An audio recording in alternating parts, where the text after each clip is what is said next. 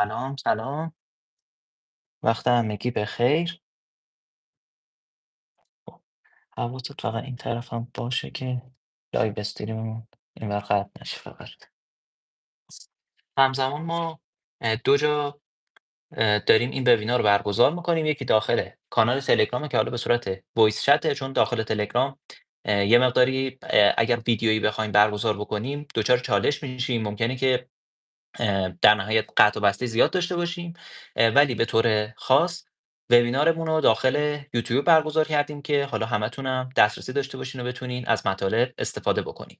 اینجا داخل یوتیوب قابلیت کامنت ها هم باز هستش که میتونین حالا سوالاتی که دارین رو به شکلی بپرسین. من حالا اه، الان لایو رو دیگه شروع میکنم که ببینم نفراتمون اضافه شدن.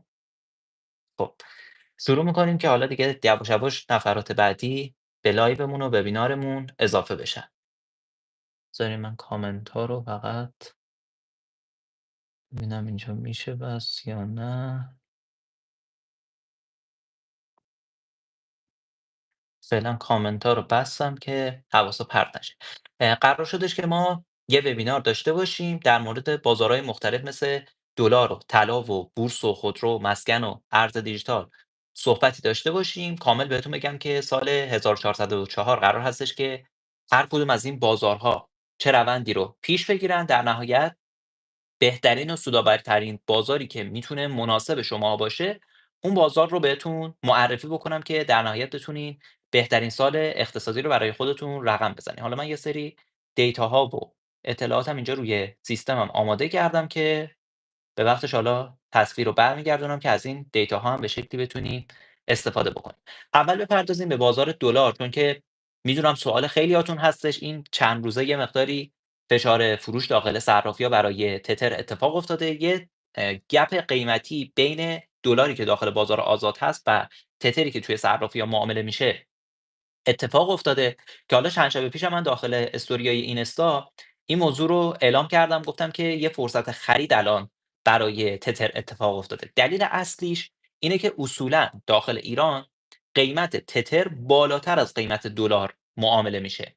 چرا حالا این اتفاق میفته؟ چون که برای اه، تامین کردن تتری که داخل ایران ما خیلی راحت در دسترسمون هست و حالا خرید و فروشش رو انجام میدیم، لازمه که کلی کارمزد و هزینه صرف بشه به صورت درهمی، که در نهایت این موضوع باعث میشه که قیمت تتر به نسبت قیمت دلار بالاتر باشه. حالا 500 تومن 1000 تومن معقول و نرمش هستش که اختلاف قیمت داشته باشه و بالاتر از قیمت دلار معامله بشه.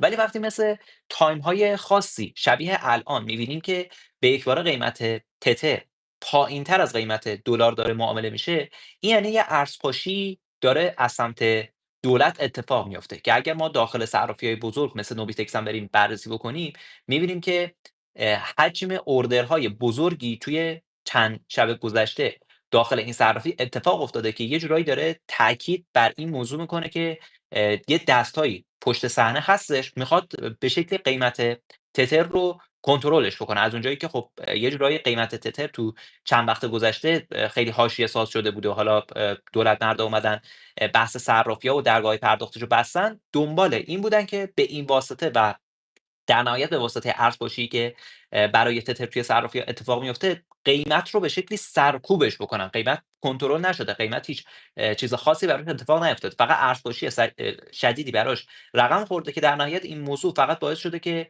یه تایم خیلی کوتاهی فرصت خرید ایجاد بکنه برای اونایی که حرفه‌ای‌تر هستن و میدونن که دیگه این فرصت جزء اون فرصتاییه که همیشگی نیست و تکرار نمیشه. پس اگر میخواین خرید ارز تتر خودتون رو انجام بدین، یه پله میتونین تو همین ناحیه‌هایی که الان حدوداً 90,000 تومان هستش خریدتون رو انجام بدین، که البته چند شب پیش که رسیده بود به هول و هوش 88,000 تومان 89,000 تومان، خیلی قیمت طلایی‌تر و بهتری بود. اگر استفاده کردین که دم خودتون گرم. یه پله خرید دیگه هم که میتونیم برای ارز تتر در نظر داشته باشیم که در نهایت براش اتفاق بیفته، تقریبا محدوده‌های 85,000 تومان تا 86,000 تومان هستش. اونجا هم یه ناحیه حمایتی خوب براش به حساب میادش. احتمال داره که به خاطر ارزپاشی که انتهای سالی داره رقم میخوره، در نهایت قیمت تتر تا اون عددها هم یه کاهش قیمتی رو تجربه بکنه. پس اگر میخواین از این فرصت خرید استفاده بکنین، ریال خودتون رو تبدیل به تتر بکنین، بهترین فرصتی هستش که میتونین ازش استفاده بکنین. به هیچ عنوان دلار رو بهتون پیشنهاد نمیکنم، چون اولا خرید و فروش کردنش دردسر داره، بحث پیدا کردن حالا دلاری که به شکلی تقلبی نباشه دردسر داره. اگر حرفه‌ای نباشین، اگر ندونین که چطور دلار تقلبی از دلار اصل و واقعی تشخیص بدین، میتونه سرمایه‌تون از این راه به شکل کلی از بین بره. ولی اگر تخصص دارین، تجربه دارین، میتونین این کار رو انجام بدین، میتونه قسمتی از سرمایه خودتون هم به شکل دلاری ذخیره بکنین. ولی توجه داشته باشین، نه خود تتر نه خود دلار تحت هیچ شرایطی ابزار سرمایه‌گذاری نیست. شما اگر اینها رو خریداری بکنی، تو بهترین حالت فقط باعث میشه که از تورم یه جورایی عقب نمونید. اگر تورم 50% رشدی که برای دلار و تتر اتفاق میفته فقط باعث میشه که شما به شکلی از تورم جا نمونید، ولی سود خاصی این وسط به دست نمیارین. اون تبدیل ریال به تومنه و افزایش مبلغ ریالی خیلی گولتون نزن. این از موضوع دلار و تتر. که حالا اگر بخوایم یه تحلیلی برای سال آینده داشته باشیم، قیمت تتر و دلار میتونه سال آینده توی اردیبهشت ماه، خرداد ماه عددهای 110,000 تومان تا 120,000 تومان رو ببینه، چون تقریبا توی خرداد ماه یه سری اتفاقات سیاسی در جریان هستش، یه سری اجلاس‌ها در جریان هستش که به خاطر این موضوع میتونه قیمت تتر و دلار رو تحت شعاع قرار بده. بحث مکانیزم ماشه هم داریم که توی تقریبا تاثیر خودش رو توی مهر ماه تا حد زیادی ما میتونیم داخل بازارها ببینیم که اگر این مکانیزم ماشه فعال بشه، یعنی عملا تحریم هایی که طی حالا برجام برای ایران برداشته شده بود عملا دوباره همشون برمیگرده، که این اصلا اتفاق خوب و خوشایندی نیستش. در نهایت فشاری که همین الان از نظر اقتصادی روی ایران هست رو میتونه به شدت بالاتر ببره، که این موضوع در نهایت باعث میشه که قیمت تتر و دلار توی اون بازه زمانی عددهای خیلی بیشتری رو تجربه بکنه. حالا چیزی که توی لایو چند شب پیش بهتون گفته بودم، راهکار پیش بینیش رو بهتون گفته بودم که از طریق بورس کالا هست و بررسی قیمتی که حالا برای معاملات آتی شمش طلای 24 عیار داره انجام میشه. تحلیل قیمتی و پیش بینی قیمتی اگر از اون نظر بررسی بکنیم، تقریبا عددهای 130,000 تومان 140,000 تومان رو میتونیم برای دلار تتر تو اون بازه زمانی در نظر داشته باشیم. ولی به شکل کلی همه چیزم اوکی باشه، همه چیزم به قول معروف گل و بلبل باشه، تا انتهای سال 1404 قیمت دلار و تتر میتونه عددهای در نهایت عددهای نه این پیج میتونه عددهای 140,000 تومان تا 150,000 تومان رو به شکلی به خودش ببینه. یعنی خیلی به قول معروف دل خوش نکنید که اگر حالا این وسط بخواد مذاکره اتفاق بیفته، اگر بخواد حالا اتفاق خوشی این وسط بیفته، بخواد حالا گشایشی باز بشه، خیلی اتفاق خاصی در نهایت رخ نمیده. نکته بعدی که باید بهش توجه بکنی اینه که ممکنه ایران به خاطر حالا فشار اقتصادی که الان روش هستش، یه جورایی آمریکا داره فشار زیادی وارد میکنه، از طرفی همین دیشب هم ترامپ حالا اومد دستور یه حمله ای رو به حوثیای یمن داده. یه جورایی تهدید مستقیم ایران بودش که این موضوع داشت خط و نشون مستقیم برای ایران میکشیدش که به قولی بخواد حالا ایران رو بیاره پای میز مذاکره. به خاطر همین موضوعات ممکنه که ایران غیر مستقیم بخواد حالا یه سری مذاکرات رو با آمریکا و حالا طرف‌های اروپایی انجام بده، ولی نه به شکل مستقیمی که خیلی‌ها انتظار دارن. از طریق روسیه و از طریق چین ممکنه که این اتفاق بیفته، یا حتی از طریق کشورهای حاشیه خلیج فارس. چون اگر بخواد به شکل کلی جنگی اتفاق بیفته، در نهایت بخواد درگیری نظامی در سطح منطقه رخ بده، فکر نکنید که این موضوع فقط باعث میشه که آتیشش توی جامعه ایران باشه. در نهایت این موضوع خطر جدی برای کشورهای حاشیه خلیج فارس هستش، مثل حالا خود امارات، قطر، عربستان یا کشورهای این شکلی که توی منطقه حضور دارن. پس به خاطر همین این کشورها یه جورایی دنبال اینن که از درگیری نظامی و کلا اون چیزی که ترامپ بارها و بارها داره روش تاکید میکنه به شکلی جلوگیری بکنن و حالا اون راه مذاکره رو برای ایران فراهم بکنن. که از اونجایی که خب رویکرد ایران تا الان تو این بازه زمانی تقریبا یکی دو ماهی که ترامپ روی کار اومده فقط این بوده که هیچ مذاکره‌ای ما با آمریکا نداریم، ممکنه که در طی حالا ماه‌های آینده یه مذاکره غیر مستقیمی اتفاق بیفته که حالا در نهایت فقط باعث میشه که اون قیمتایی که برای دلار و پیش بینی قیمت دلار بهتون گفته بودم، یه مقداری با تأخیر فقط همراه بشه. مثلا تا انتهای سال 1404 به جای اینکه ما عددهای 140,000 تومان تا 150,000 تومان رو برای دلار ببینیم، عدد مثلا 130,000 تومان تا 140,000 تومان رو برای دلار فقط ببینیم. یا مثلا توی اردیبهشت ماه خرداد ماه به جای اینکه عدد 110 تا 120 رو برای دلار و تتر ببینیم، عدد 105,000 تومان تا 110,000 تومان رو براش ببینیم. فقط باید که یه کوچولو این رونده به تأخیر بیفته، ولی به شکل کلی از اونجایی که کلا سیستم اقتصادی ایران چند سال هستش که یه جورایی معیوب شده، خیلی تاثیر آنچنانی برای اقتصادمون نداره. فکر نکنین که قرار هستش که دلار به یک باره کاهش رو، حالا اتفاقات خیلی عجیب و غریبی که خیلی‌ها ممکنه که تو ذهنشون متصور باشن. این از داستان دلار و تتر که سوال مسلما خیلی از شماها هست و یه جورایی پیش بینی قیمت دلار و تتر هم باعث میشه که خب ما بازارهای دیگه‌ای که توی ایران هست رو به شکل درستی بخوایم تحلیل و بررسیشون بکنیم. توی لایو چند شب پیش بهتون در مورد سرمایه‌گذاری جایگزینی که به عنوان دلار هست توضیح دادم. گفتم که طلا میتونه یه گزینه کم ریسک و مناسب باشه. همچنان هم این موضوع به قوت خودش باقی هستش. البته اینو در نظر داشته باشین طلا تا حد زیادی توی چند ماه اخیر توی سال حالا 1403 رشد خودش رو تجربه کرده. طلای جهانی عددهای خیلی خوبی رو دیده. اگر بخواد تنش‌هایی که در سطح جهانی هست، حالا تعرفه‌هایی که داره ترامپ روی کشورهای مختلف اعمال میکنه، همچنان ادامه دار باشه، این جنگ تجاری که شروع کرده همچنان بخواد ادامه دار باشه، چین هم یه جورایی از این موضوع نمیخواد جا بمونه دیگه. اونم دوباره میخواد به شکلی مقابله مثل بکنه و یه جورایی کارهای آمریکا رو تلافی بکنه. از طرفی اگر ما بریم بررسی بکنیم توی تقریبا 1-2 سال گذشته، چین خیلی شدید داشته ذخایر طلای خودش رو افزایش میداده، خرید گسترده‌ای روی طلا انجام میداده.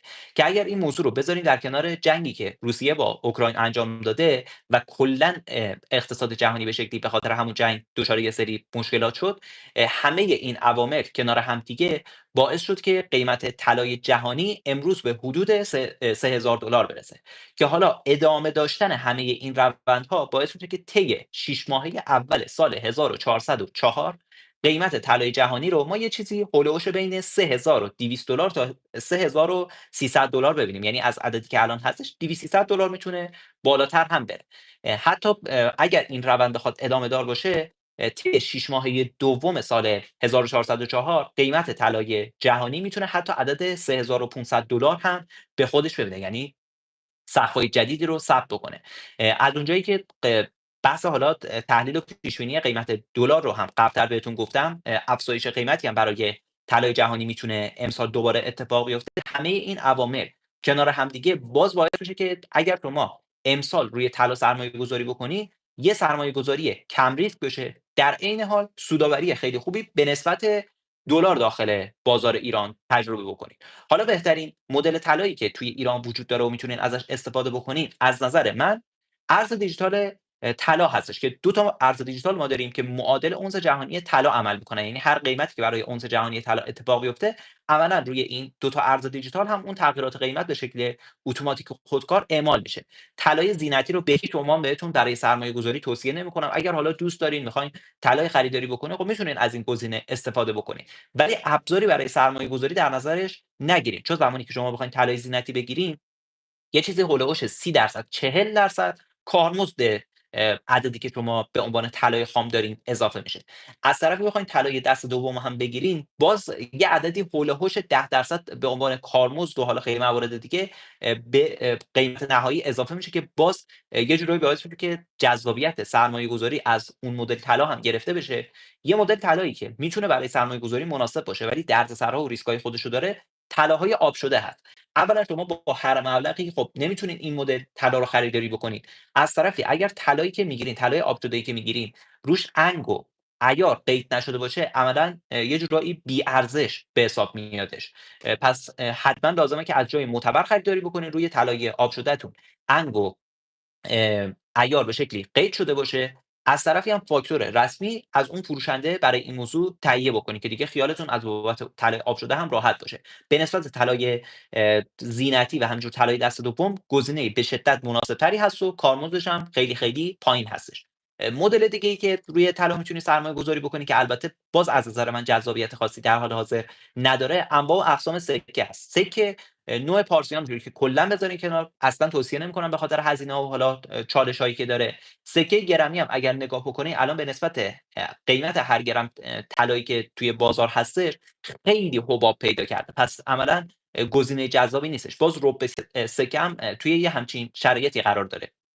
توی انواع سکه باز بسته به تایم‌های مختلف نیم سکه و تمام سکه، به این خاطر که خب تقاضای کمتری اصولا درشون وجود داره، حبابشون به نسبت کمتر هستش، ولی خب نمیتونیم از موضوع حباب قیمتی که براشون وجود داره به شکلی غافل بشیم. پس انواع سکه، نیم سکه و سکه تمام میتونه گزینه‌هایی به نسبت مناسب تری باشه، ولی باز از نظر من خیلی جذابیت خاصی نمیتونه داشته باشه.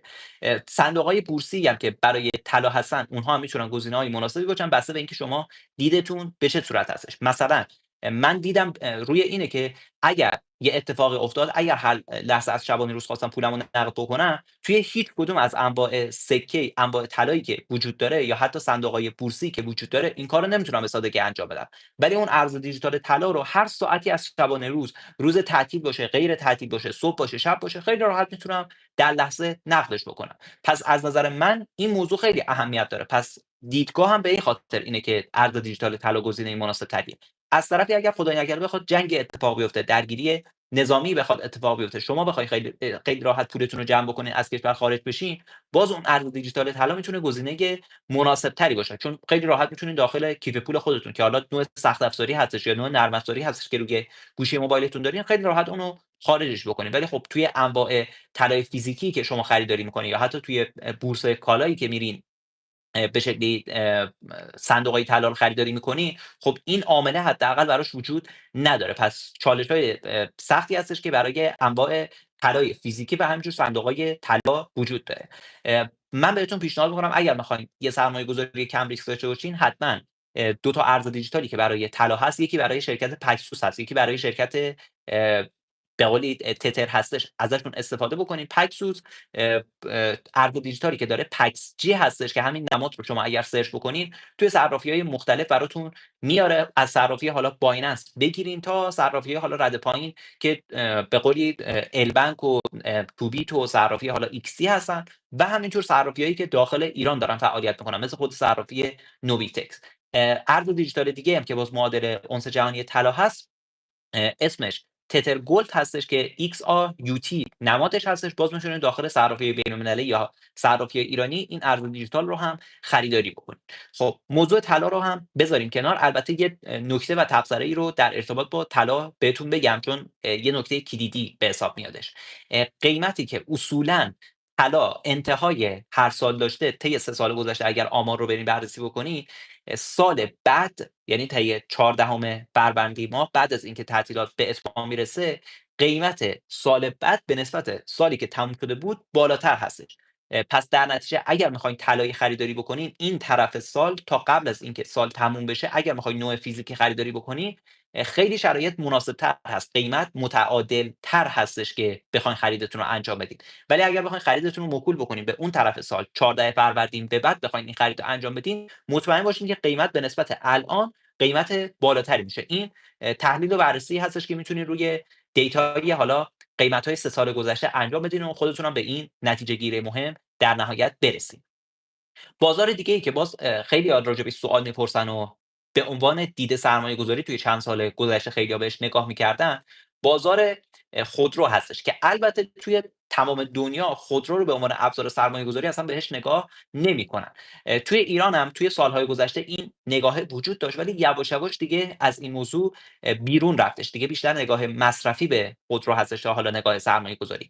اگر میخواین روی خودرو سرمایه گذاری بکنین، اونهایی که به صورت پیش ثبت نام هستند، یه بخشی از مبلغ رو شما میدین، گزینه های به نسبت مناسب تری هستند تا اینکه بخواین شما خودرو رو داخل بازار آزاد خریداری بکنین، پولش رو کامل پرداخت بکنین و در نهایت اون شکلی بخواین روی خودرو سرمایه گذاری بکنین. اونایی که ثبت نامی هستن بعد از یه مدت خودرو رو بهتون تحویل میدن، میتونن گزینه مناسب تری با نگاه سرمایه گذاری باشن، با اینکه شما یه سودی رو روشون به دست بیارین. ولی روی انواع خودرو به‌هیچ عنوان نگاه سرمایه‌گذاری نداشته باشین، چون به نسبت دلار اگر نگاه بکنین، دلار اگر این شکلی داره حرکت قیمتیش اتفاق میفته و رشد میکنه، خودرو هم به همون نسبته. حالا خودروی داخلی به نسبت حرکتی که قیمت دلار داره یه مقداری همیشه عقب‌تر هست. خودروهایی که وارداتی هستن یه مقداری هم‌تراس‌تر با قیمت دلار حرکت میکنن. ممکنه شما استثناءاتی رو اینجا پیدا بکنید که بعضی مواقع به نسبت قیمت دلار قیمت اون خودرو بالاتر حرکت کرده باشه، بیشتر سود داده باشه، ولی به شکل کلی اگر نگاه بکنی به شما گزینه مناسبی برای سرمایه‌گذاری نیست. مخصوصا اگر نقطه مقابل اون رو یه ابزار سرمایه‌گذاری خیلی خوب مثل طلا قرار بدیم که پتانسیل رشدش به نسبت خیلی بیشتر هست، ریسکش هم پایین‌تر هستش. پس گزینه مناسبی برای سرمایه‌گذاری نیست و کلا ما کنارش می‌ذاریم. توی سال آینده هم دوباره قیمت خودرو میتونه افزایشی باشه. دلیل اصلیش هم برمیگرده به تورم و همینجور افزایش قیمتی که روی دلار وجود داره. حالا خودروهایی که وارداتی هستن خیلی سریعتر این افزایش قیمت رو کاور میکنن، خودروهایی که داخلی هستن یه مقداری با دیلی و فاصله زمانی این افزایش قیمت براشون اتفاق میفته. برسیم به بازار مسکن. بازاری که اصولا توی ایران نگاه سرمایه‌گذاری خیلی خاصی بهش میشه. همیشه افراد میگن که خب ملک به عنوان که سرمایه‌گذاری کم ریسک به حساب میاد، ولی توی چند سال گذشته این رونده یه جورایی تغییر کرده. چرا؟ چند تا دلیل مهم براش وجود داره. اولا بحث ناترازی انرژی که توی کشور طی سال‌های گذشته خیلی بیشتر خودش رو نمایان کرده. از بحث حالا منابع آبی بگیرین، منابع برقی بگیرین، منابع گازی بگیرین، تا بحث مشکلات زیست محیطی. از طرف دیگه اگر ما قیمت خود مسکن رو بخوایم ملاک قرار بدیم، مبلغی هم که وام دارن بانک‌ها میدن ملاک قرار بدیم، می‌بینیم که اینها اصلا با همدیگه هیچ تناسبی ندارن. عملاً اکثر افرادی که توی جامعه دارن زندگی میکنن، قدرت خرید مسکن دیگه براشون یه جورایی از بین رفته. پس مثل سال‌های گذشته و دهه‌های گذشته نیستش که ملک خیلی راحت خرید و فروش بشه و نقدینگی خوبی داخلش در جریان باشه. یه جورایی رکود خیلی سنگینی توی بازار مسکن اتفاق افتاده که حتی این رکود شدید باعث شده که بعضی مواقع به نسبت قیمت دلار، قیمت مسکن به شکل کلی حرکت قیمتش خیلی کندتر باشه. اگر ما طی یک سال گذشته، سال 1403 رو بریم بررسی بکنیم، می‌بینیم که خیلی عقب موندگی برای قیمت مسکن تو کل کشور به وجود اومده. دقت بکنید که ما باز داریم یه دیتای کلی، یه آمار کلی رو اینجا بررسی می‌کنیم. در ادامه یه سری استثناءات هم توی این زمینه باز مثل خودرو بهتون توضیح میدم.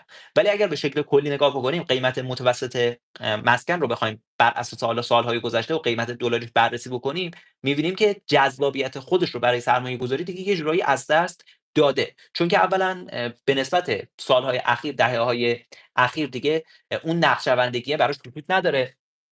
رکودهای سنگینی داخل بازار مسکن توی سال‌های اخیر هی اتفاق افتاده. از طرفی یه سری هزینه‌هایی که برای ساخت مسکن‌های جدید وجود داره، مثل حالا خرید خود اون زمینش، بحث مصالحش، بحث حالا هزینه کارگر، همه اینها رو که کنار هم بذاریم می‌بینیم که یه جورایی هم‌تراز با قیمت دلار داره حرکت می‌کنه. ولی از اون طرف قیمت مسکن اگر هم حرکت بکنه، در نهایت خریداری براش وجود نداره. اینکه شما یه ملکی داشته باشین که 150 تومن، 200 تومن، اصلا 500 تومن قیمت گذاری شده باشه، ولی قیمت گذاریش اسمی باشه، نتونید اون ملک خودتون رو هر لحظه و هر زمان که اراده کردید بفروشین، خب عملا اون دارایی دیگه دارایی نیستش که ارزشمند باشه.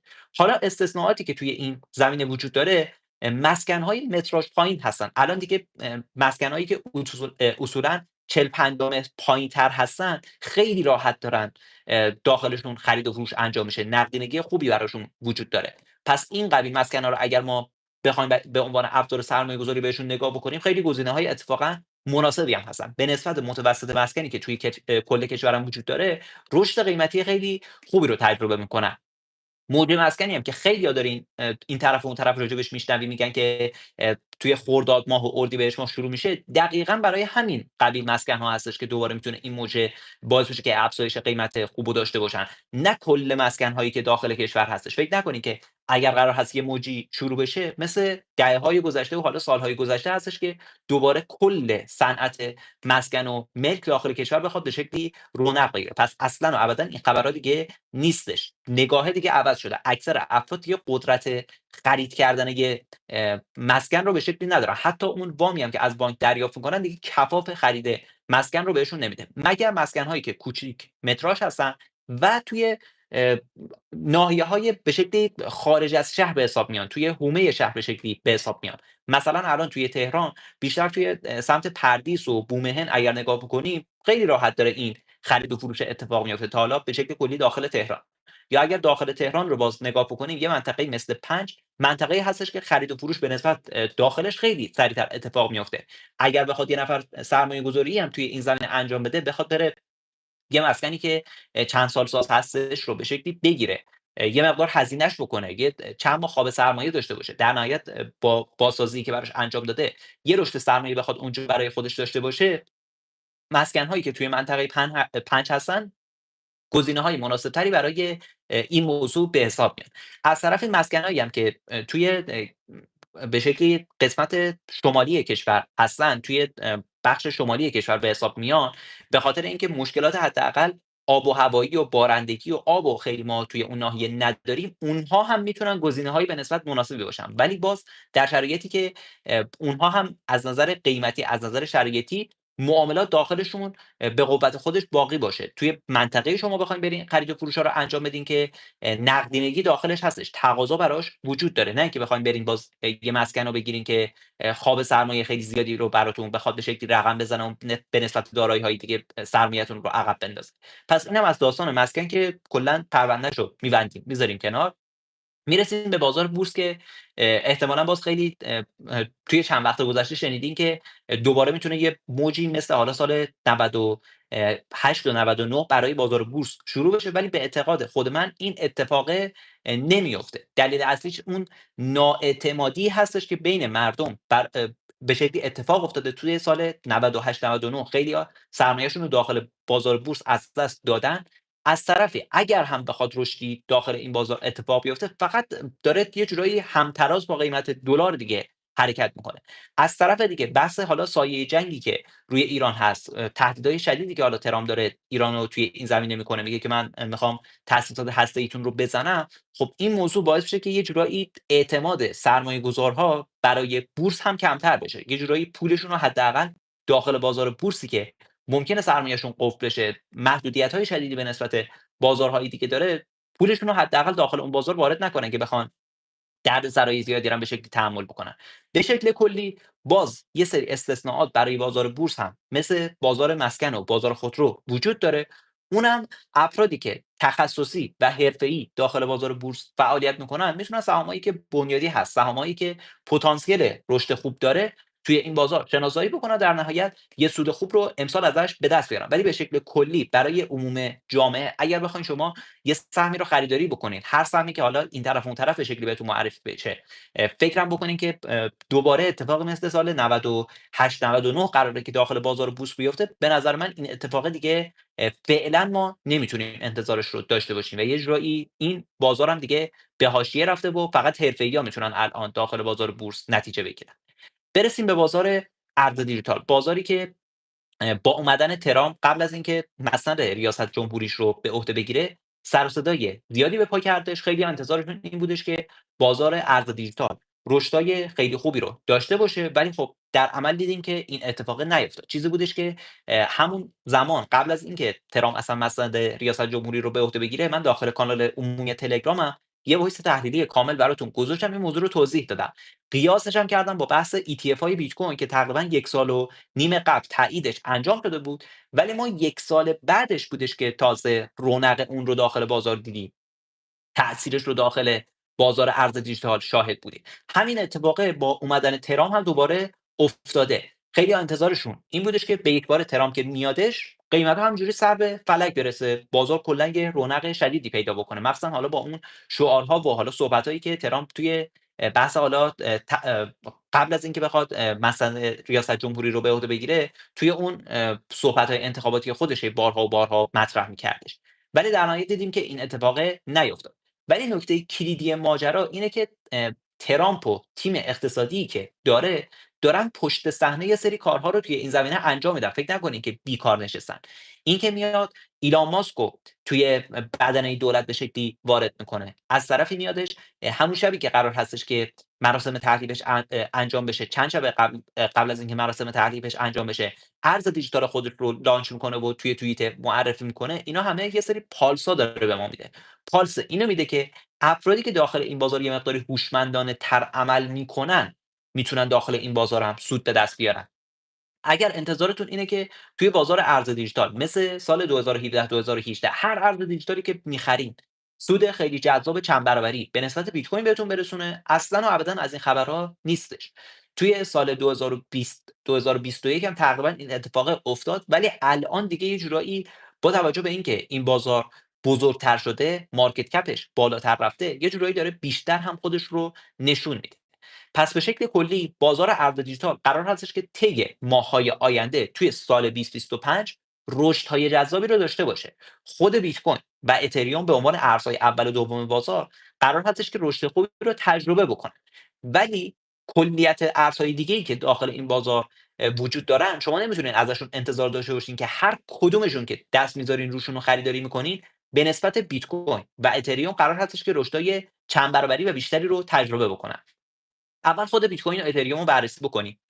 بیت کوین میتونه دوباره یه پایینی رو بزنه، به نظر خود من میتونه حوالی $75,000 یا حتی بدبینانش $70,000 رو ببینه و بعد از اون حرکت اصلی خودش رو شروع بکنه، حرکتی که میتونه به سمت ناحیه $150,000 $180,000 یا حتی $200,000 سال 2025 حرکت بکنه. پس به نظر خود من همچنان پتانسیل این که بخواد یه پایینی برای بازار اتفاق بیفته هم وجود داره. حالا این موضوع میتونه بر اساس اتفاقات مختلف سیاسی که در جریان هست یا حالا جنگی که ممکنه هستش که دوباره در سطح دنیا رخ بده، حالا بین یه سری از کشورها رخ بده، در نهایت همه این عوامل کنار همدیگه قرار بگیرن و باعث میشه که بیت کوین اون کاهش قیمتی که انتظارش رو داریم رو در نهایت رقم بزنه. اگر توی ماه‌های گذشته و 2 3 سال گذشته هم بریم بازار رو نگاه بکنیم، خیلی این جنگ‌هایی که اتفاق میفته، اتفاقات سیاسی اقتصادی که در سطح دنیا رقم میخوره، تأثیر زیادی توی بازارهای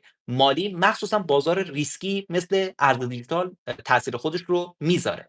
مثلا زمانی که جنگ اوکراین و روسیه اتفاق افتاد، بازار ارز دیجیتال یه ریزش رو تجربه کرد. یا زمانی که ابتدای امسال ایران اومد یه سری موشک به سمت اسرائیل شلیک کردش، بازار ارز دیجیتال هم به یکباره کاهش قیمت رو تجربه کرد، ریزش به نسبت شدید قیمتی رو تجربه کردش. همه این عوامل رو اگر ما کنار هم دیگه قرار بدیم یا حتی همین جنگ تجاری و جنگ تعرفه‌ای که توی تقریبا 2 ماه گذشته که ترامپ روی کار اومده بین کشورهای مختلف مثل حالا مکزیک و کانادا و کشورهای اروپایی و چین هی داره اعمال میکنه، نگاه بکنیم می‌بینیم که این تایم ها هم بازار که کاهش شدید قیمتی رو به نسبت تجربه کرده، که همه این عوامل رو اگر کنار هم بذاریم از نظر من بازار پتانسیل این که دوباره بخواد این کاهش قیمت رو داشته باشه داره. از طرف الانی که بحث ذخایر استراتژیک بیت کوین برای بیت کوین توی آمریکا به وجود اومده، یه سری شایعه‌ها هم هستش که ممکنه دولت آمریکا یه لایحه‌ای رو تصویب بکنه که طی اون بخواد 1,000,000 بیت کوین خریداری بکنه. مسلما نمیاد توی قیمت‌های بالا این خرید رو انجام بده. بیشتر دنبال اینه که یه سری بیت کوین هایی که حالا از راه غیرقانونی به دست اومدن رو به شکلی ضبط بکنه. از طرف دیگه دنبال اینه که بیت کوین رو از طریق شرکت‌های بزرگ، از طریق اون نهنگ‌هایی که داخل بازار هستن، با قیمت‌های خیلی مناسب و چیزی که تو ذهنش هستش خریداریش رو انجام بده.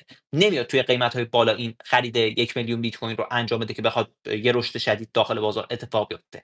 پس اگر ذهنیتتون اینه که با هر کدوم از این خبرهایی که داخل بازار منتشر میشه قرار هستش که یه رشد شدیدی رو داخل بازار مشاهده باشیم، اتفاقا نتیجه عکس این خبرها همیشه دارن. یعنی به قولی این خبرها تا حد ممکن پیشخور میشن داخل بازار، از قبل تاثیرشون رو داخل بازار میذارن. زمانی که به لحظه‌ای میرسیم که اون خبر داخل بازار اجرایی میشه، بازار به یکباره واکنش برعکس اون چیزی که اکثر افراد انتظار دارن رو نشون میده.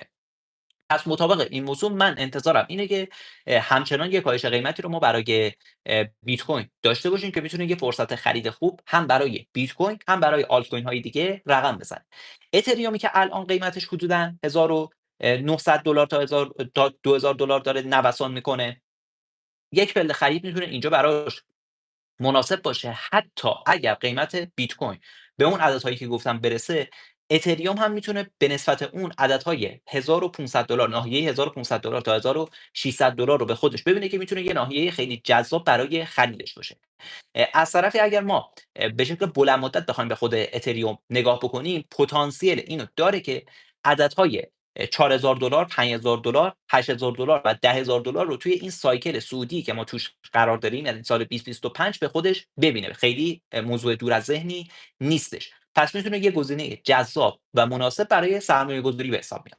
از اونجایی که هر کدوم این دو تا پروژه‌ای که بهتون معرفی کردم، اگر یه دو تا چارتایی ساده بکنیم به نسبت طلا و رشدی که میتونه براش امسال اتفاق بیفته، رشدهای جذاب و بیشتری رو تجربه میکنن، اونهایی که سرمایه‌شون کوچیک هستش، سرمایه‌های بزرگ قرار نیست داخل بازار وارد بکنن، این دو تا ارز دیجیتال به عنوان کم ریسک ترین ارزهای دیجیتالی که داخل بازار هستن، میتونن گزینه‌هایی به نسبت مناسبی باشن که شما قسمت اعظم سرمایه خودتون رو، اگر سرمایه‌تون کوچیک هست، دقت بکنید، اگر سرمایه‌تون کوچیک هست، سرمایه‌های کوچیک دارین، میتونه روی این ارزهای دیجیتال قرار بدین که در نهایت به نسبت رشدی که برای دلار اتفاق میفته، رشد جذاب و بیشتری رو داخل این بازار تجربه بکنین. از طرفی بتونین یه سود خوب و داخل این بازار به قولی شکار بکنین، اونم در حالت کم ریسک خودش.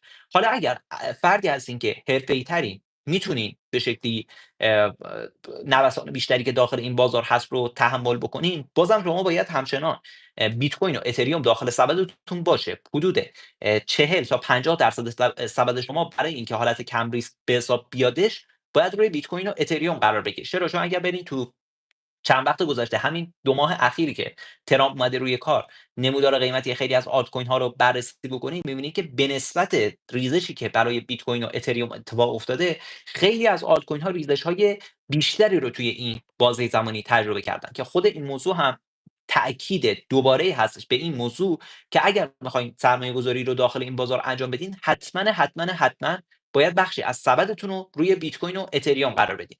حالا اگر سرمایه‌تون کوچیک هست، نمیتونین بیت کوین خریداری بکنین، حتما اتریوم داخل سبدتون وجود داشته باشه به عنوان دومین و بزرگترین ارز بازار که بعد از بیت کوین بیشترین دامیننس و بیشترین به قولی مارکت کپ رو داخل بازار در اختیار داره.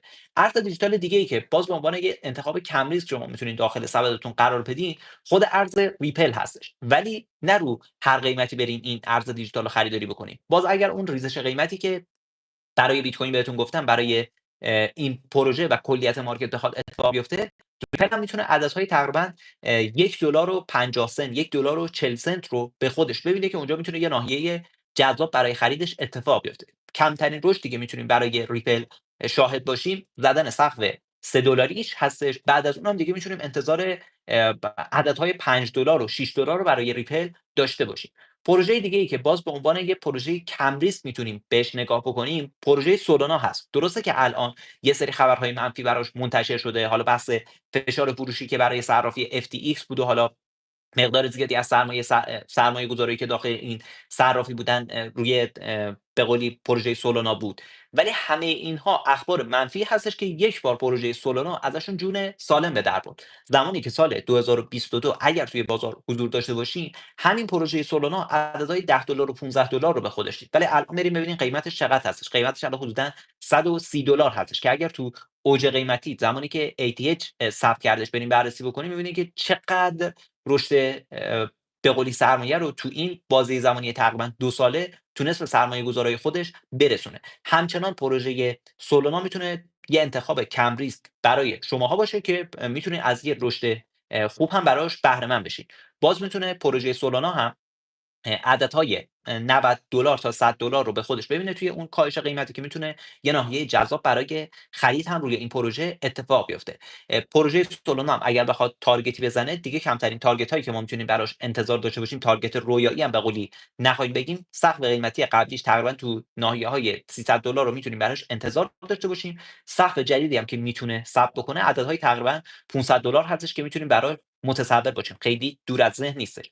یه پروژه دیگه ای که تو چند وقت گذشته که من داشتم بهش نگاه می‌کردم، نگاه سرمایه‌گذارا دوباره روش اومده، داره خریدای جذابی روی این پروژه هم اتفاق میفته. خود پروژه دوج کوین هستش که حالا سازمانی هم که ایلان ماسک اومده مسئولیت دولتی اونو به شکلی به عهده گرفته، حتی سایتی هم که براش درست کردن برین لوگوشو نگاه بکنی، خود عکس دوج کوین هستش که همه اینا نشون میده که امسال این پروژه هم میتونه یه رشد خوب رو تجربه بکنه. حتی میتونه عدد $1 که یه جورایی خاطره ساز بود، یه جورایی خیلی‌ها دنبالش بودن که دوج کوین این عدد رو به خودش ببینه، این عدده هم برای دوج کوین توی این سایکل صعودی اتفاق بیفته. خیلی موضوع دور از ذهنی نیستش.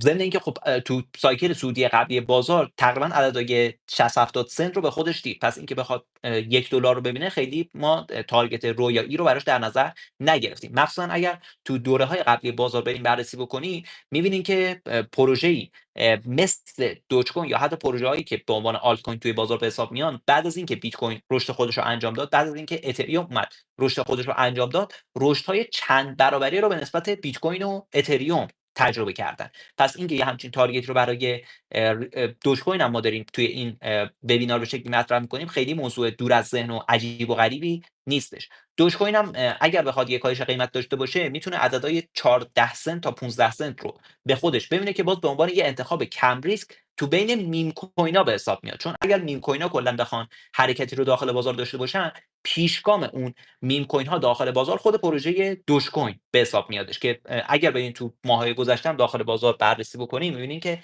هر زمان دوج کوین حرکت خودش رو انجام داده، پشت بندش خیلی از میم کوین ها اومدن اون رشدهای جذاب و چند برابری خودشون رو به شکلی تجربه کردن. پروژه دیگه‌ای که باز تو چند وقت گذشته سر و صدای زیادی به پا کرده، مخصوصا حالا به خاطر اینکه یه جورایی بنیاد آمریکایی داره، پروژه چین لینک هستش که حالا یه پروژه بنیادی داخل بازار به حساب میادش. پروژه چین لینک هم میتونه عددهای تقریبا $9 تا $10، ناحیه $9 تا $10 رو تو اون کاهش قیمتی که بهتون گفتم توی بازار به خودش ببینه و تجربه بکنه، که اگر اتفاق بیفته ما حتی میتونیم عددهای $90 و $100 هم برای این پروژه تو این سایکل سعودی به شکلی متصور باشیم. خیلی چیز عجیب و غریبی نیستش. پروژه دیگه‌ای که حالا من در نظر داشتم که توی این لایو به شکلی بهتون معرفی بکنم، یه ناحیه جذاب خرید هم براش اتفاق افتاده بود توی روزهای گذشته، می‌خواستم معرفیش رو انجام بدم. خود پروژه تون کوین بودش که پروژه تون کوین به این خاطر که تو چند ماه گذشته مدیر عامل تلگرام که پاول دوروف هستش داخل فرانسه دستگیر شد، یه فاز منفی داخل این پروژه و این اکوسیستم تزریق شد که در نهایت باعث شدش که عددهای خیلی پایینی رو توی چند ماه گذشته به خودش ببینه، ریزش‌های شدید قیمتی رو تجربه بکنه. ناحیه $2 و 30 سنت تا $2 و 80 سنت یه ناحیه جذاب خرید همچنان برای این پروژه به حساب میاد که اگر اون کاهش قیمته برای بازار اتفاق میفته، از اونجایی که خب این ناحیه‌ای هستش که قبلا هم یه جورایی به عنوان مقاومت اصلی توی بازار عمل می‌کرده، این پروژه هم دوباره میتونه توی اون ناحیه وارد بشه، به عنوان ناحیه حمایتی این بار براش عمل بکنه و از اونجا یه رشد جذاب رو به سمت حتی عددهای $10 و $15 براش رقم بخوره. از اونجایی که خب بنیاد تون کوین هم دنبال اینه که نفوذ خودش رو داخل آمریکا بیشتر بکنه. از این شرایطی که توی آمریکا اتفاق افتاده، کریپتو دوست بودن حالا خود ترامپ و دولت آمریکا میخواد که نهایت استفاده رو ببره، نفوذ خودش رو تو بین صرافی‌های آمریکایی و پروژه‌های آمریکایی بیشتر و بیشتر بکنه، که اگر این موضوع به شکلی محقق بشه، از اونجایی هم که مدیر عامل به شکلی تلگرام همین دیروز آزاد شده، این موضوع میتونه براش خیلی مثمر ثمر باشه و در نهایت این اکوسیستم و خود پروژه تون کوین رشدهای جذابی رو تجربه بکنن. یه نکته‌ای رو بهتون اینجا میگم، اینو به شکل کلی دیگه شما در نظرش داشته باشین. به شکل کلی وقتی پروژه اصلی یه اکوسیستم حرکت اصلی خودش رو انجام میده، پروژه هایی که داخل اون اکوسیستم قرار دارن میتونن به نسبت پروژه اصلی با یه دیلی، با یه فاصله زمانی، رشدهای بیشتری رو تجربه بکنن. مثلا پروژه هایی که توی شبکه اتریوم هستن، مثل همین پروژه چین لینک، مثل پروژه آوی که به عنوان سیستم وامدهی داخل این شبکه عمل میکنه، اگر اون رشدی که بهتون گفتم برای اتریوم اتفاق بیفته، عملا با یه دیلی و فاصله زمانی سرمایه از اتریوم خارج میشه، به سمت پروژه‌های کوچیکتری که داخل این اکوسیستم و شبکه هستن تزریق میشه و میتونن رشدهای بیشتری رو به نسبت پروژه اصلی اکوسیستم تجربه بکنن. یا اگه یه رشد جذابی برای دوج کوینی که به عنوان سردمدار میم کوین‌ها به حساب میاد اتفاق بیفته، در نهایت بعد از اینکه تثبیت قیمتیش رو انجام میده، سرمایه از سمت به شکلی پروژه اصلی که دوج کوین هستش خارج میشه به سمت سایر آلت کوین هایی که داخل همون اکوسیستم و اون دسته‌بندی قرار میگیرن و کوچیک‌تر هستن وارد میشه و میتونن رشدهای بیشتری رو به نسبت پروژه اصلی تجربه بکنن. دوباره همین داستانی که بهتون گفتم میتونه برای پروژه تون کوین و اکوسیستم تون کوین هم اتفاق بیفته. پروژه‌هایی که داخل این اکوسیستم هستن مثل حالا پروژه نات کوین که به عنوان پروژه اه، اصلی این شبکه به شکلی شناخته میشه. رشد اصلی اکوسیستم تون کوین هم تو ماه‌های اخیر به خاطر حالا معرفی بازی‌های کلیکی مثل همین نات کوین بود. در نهایت میتونه اون سرمایه بعد از رشد خود تون کوین داخل اکوسیستم این شبکه و حالا آلت کوین هایی که توی این شبکه فعال هستن هم اتفاق بیفته. باز یه پروژه کم ریسک دیگه ای که باز ما میتونیم معرفیش بکنیم به عنوان سولونای بعدی هم شناخته میشه، خود پروژه سوی هست که اگر دیتای آنچینیش رو بریم بررسی بکنیم میبینیم که یه جورایی داره خوب حرکت میکنه. از نظر TVL نگاه بکنیم، از نظر ترانزکشن هایی که توی دکس‌ها یا صرافی‌های غیر متمرکز اتفاق افتاده، از نظر درآمدی که داخل این شبکه بوده، البته که عددش خیلی ناچیز هستش، از نظر آدرس‌های فعالی که داخل این اکوسیستم و شبکه هستن، همه دیتاهای آنچینیش رو اگر بریم بررسی بکنیم می‌بینیم که این شبکه و این اکوسیستم هم یه جورایی رو به رشد حرکت کرده. از اونجایی هم که باز یه جورایی ریشه آمریکایی داره، میتونه رشدهای خوبی رو توی این سایکل به خودش ببینه و تجربه بکنه.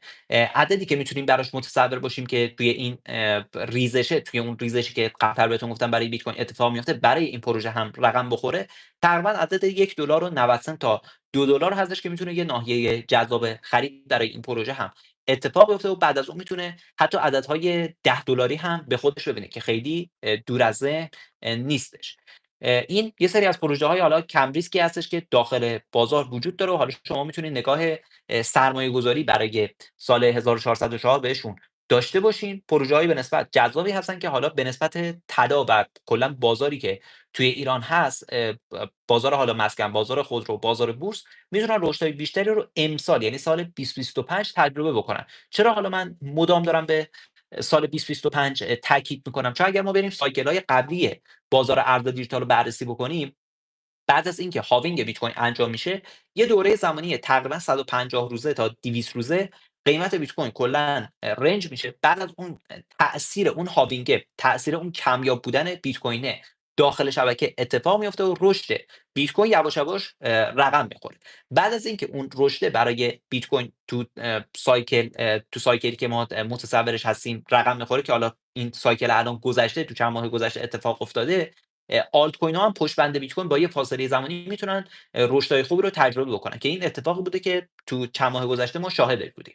ولی نکته مهمتر اینه که بعد از اینکه بیت کوین یه اصلاحی رو توی اون سایکل داره، دوباره میتونه عددهای بیشتر، سقف‌های قیمتی بالاتری رو به نسبت عددهایی که قبل‌تر ثبت کرده توی اون سایکل به خودش ببینه و تجربه بکنه که پشت بند اون آلت کوین ها هم میتونن دوباره رشدهای خیلی جذابی رو خوبی رو تجربه بکنه. فقط نکته‌ای که اینجا وجود داره اینه که سایکلی که ما الان باهاش طرف هستیم مثل سایکل سال 2017 2018 نیست. بازم دارم تاکید میکنم، آلت سیزن به اون معنی که شما سال 2017 2018 اسمش رو شنیدین یا حتی توی اون آلت سیزن بودین و شاهدش بودین، دیگه کلا مرده، دیگه کلا وجود نداره. بازار دیگه الان هوشمند شده، بازار به سمت و سوی رفته که یواش یواش سرمایه از یه اکوسیستم و یه دسته‌بندی خارج میشه، وارد اکوسیستم و حالا دسته‌بندی دیگه توی این بازار میشه. مثلا یه تایمی کلا پروژه‌هایی که توی حوزه هوش مصنوعی هستن رشد جذابی رو تجربه میکنن. یه تایمی پروژه‌هایی که توی دسته میم کوین ها هستن رشد جذابی رو تجربه میکنن. یه تایمی پروژه‌هایی که به قولی اتریوم کیلر هستن رشدهای خیلی خوبی رو میتونن تجربه بکنن و کلا دسته دسته دیگه پروژه ها توی آلت سیزن رشد ها رو به خودشون میبینن. پس اینکه بخواید انتظار داشته باشین که مثل سایکل 2017 2018 هر ارز دیجیتالی که دست روش میذارین و خریداریش میکنین میتونه رشد خوبی رو بهتون برسونه، اصلا و ابدا دیگه از اون خبرها نیستش. ضمن اینکه خیلی از پروژه هایی هم که ممکنه شما تحلیلش رو این طرف و اون طرف بشنوین، پروژه هایی هستن که توی سالهای گذشته سقف قیمتی ثبت کردن، تو این سایکل قرار نیستش که حتی به اون سقف قیمتی خودشون تو سال‌های گذشته برسن. پس حواستون به این نکته کلیدی و مهمم باشه. با این دید اشتباه نرین یه پروژه رو خریداری بکنین که خب قیمت یه پروژه مثلا الان $1 هستش، قرار هستش که به اون سقف قیمتی خودش که $100 هست یا $200 هست برسه. پس من اگر برم فلان پروژه رو بخرم، قرار هستش که 100 برابر، 200 برابر سرمایه من رشد بکنه. یه نکته‌ای که اکثر شماها بهش بی‌توجه هستین، بحث توزیع توکن های اون پروژه یا توکنومیکسش هستش که وقتی ما میریم به نسبت سالهای گذشته اونو بررسی میکنیم میبینیم که آزادسازی توکن های زیادی برای یه پروژه اتفاق افتاده که عملا باعث میشه که اگر همین امروز اون پروژه بخواد سقف قیمتی چند سال پیش خودش رو به شکلی ثبت بکنه، مارکت کپش به حدی بزرگ میشه که عملا یه جورایی این موضوع غیر ممکن هستش. مثلا اگر بخوام یه نمونه این موضوع رو براتون مثال بزنم، پروژه پر سر و صدایی که توی چند هفته گذشته خیلی سر و صدا به پا کرده، خود پروژه پای نتورک هستش. پروژه‌ای که تقریبا بعد از 5-6 سال در نهایت اومد وارد بازار شد، توکنش لانچ شد، وارد صرافی‌ها شد. الان رتبه 11 بازار رو داره با قیمت $1.40. ولی اگر ما بریم توکنومیکسش رو بررسی بکنیم، اولا یه ناترازی بزرگی توی توکنومیکس این پروژه می‌بینیم که تقریبا 7%، 8% توکن‌هاش الان در گردش هستش. حدوداً 7% توکن‌هاش الان در گردش هستش، در صورتی که تعداد کل توکن‌هاش خیلی بالاتره. قرار هستش که طی سال‌های آینده به شکلی ماینینگ اون به قولی انجام بشه. از طرف دیگه همین پروژه پای نتورک رو اگر ما بریم نگاه بکنیم، یه جورایی وایت پیپر اون رو اگر به درستی خونده باشیم، می‌بینیم که یه سری باگای خیلی بزرگی برای اون وجود داره. همین الان هم تو صرافی بزرگی مثل بایننس لیست نشده. پس این پروژه یه سری تارگت‌های رویایی که خیلی‌ها تو شبکه اجتماعی میان براش به شکلی مطرح میکنن، میگن قرار هستش که $300 بشه، نمیدونم $100 بشه، قرار هستش که $200 بشه، یه جورایی دور از ذهن هستش. کلا این عددا رو شما باید از دایره تحلیل‌های خودتون دور بریزین، چون اصلا امکان وقوع رو به اون پروژه نمیده. پس حواستون حتما توی تحلیلاتون به این موضوع مهم باشه و امسال که یه سال سخت از نظر اقتصادی هستش، میتونه فشار زیادی روی خودتون و حالا خانواده‌تون به واسطه این شرایط اقتصادی به شکلی اعمال بشه. حواستون باشه که هر پروژه‌ای که این طرف و اون طرف اسمش رو میشنوین، صرفا با یه تارگت رویایی که براتون مطرحش میکنن خریداریش رو انجام ندین، چون فقط باعث میشه که سوخت سرمایه براتون اینجا اتفاق بیفته. یه نکته دیگه هم که باز لازم میدونم بهتون بگم، بحث اینه که خیلی از شماها نگاهتون توی بازار ارز دیجیتال اینه که اگر ما پروژه‌های بزرگ، پروژه‌هایی که مارکت کپ اه، بزرگی داخل این بازار دارن رو خریداری بکنیم، عملا رشد سرمایه خوبی رو نمیتونیم داخل این بازار تجربه بکنیم. در صورتی که این موضوع کاملا اشتباه هستش. اتفاقا شما رو همین پروژه‌های بزرگ هم میتونید رشدای چند برابری رو تجربه بکنید. این که بخواین این نگاه رو داشته باشین که یه شبه داخل این بازار پولدار بشین، بهتون قول میدم که دیر یا زود سرمایه‌تون رو داخل این بازار از دست میدین، چون در نهایت گیر یه فردی میافتین، یه گروهی میافتین که با این ترفنده، با این رویا فروشی که بهتون انجام میده، میادش یه شت کوین، یه ارزی که بی ارزش هستش، هیچ پشتوانه‌ای نداره، یه ارزی که هیچ رشدی نمیتونه در آینده تجربه بکنه، فقط یه هایپ کوتاه مدت براش اتفاق میفته. اون پروژه رو به قول معروف به شماها غالب میکنن، سرمایه شما توی این پروسه از بین میره و دیگه دستتون به هیچ جا بند نیستش که بخواید پیگیری بابت این موضوع انجام بدین. پس حواستون به این نکته کلیدی و مهم هم داخل بازار ارز دیجیتال باشه. درسته که امسال میتونه رشدای جذابی برای بازار اتفاق بیفته، فرصت جذابی برای سرمایه گذاری داخل بازار هست، ولی از تهدیدایی هم که توی این بازار وجود داره به قولی نباید غافل بشین که سرمایه‌تون داخل این بازار از بین بره. من سعی کردم که داخل این وبینارمون بازارهای مختلف رو به شکلی براتون تحلیل بکنم که یه نگاه همه‌جانبه داخل بازارها داشته باشین که اگر خواستین سرمایه‌گذاری رو انجام بدین برای امسال، بهترین تصمیم رو بتونه برای خودتون بگیرید. حالا اگر میخواین نگاه درآمدی هم داخل این بازار داشته باشین، یعنی درآمد دلاری فعال داخل این بازار رو تجربه بکنین، بهتون پیشنهاد میکنم که حداقل سراغ فرد یا گروهی برین که خودش هم همین الان داره داخل بازار درآمد دلاری رو به شکلی تجربه میکنه. تو خواب و رویا نمیادش فقط به شما بگه که بیاین درآمد دلاری داشته باشین.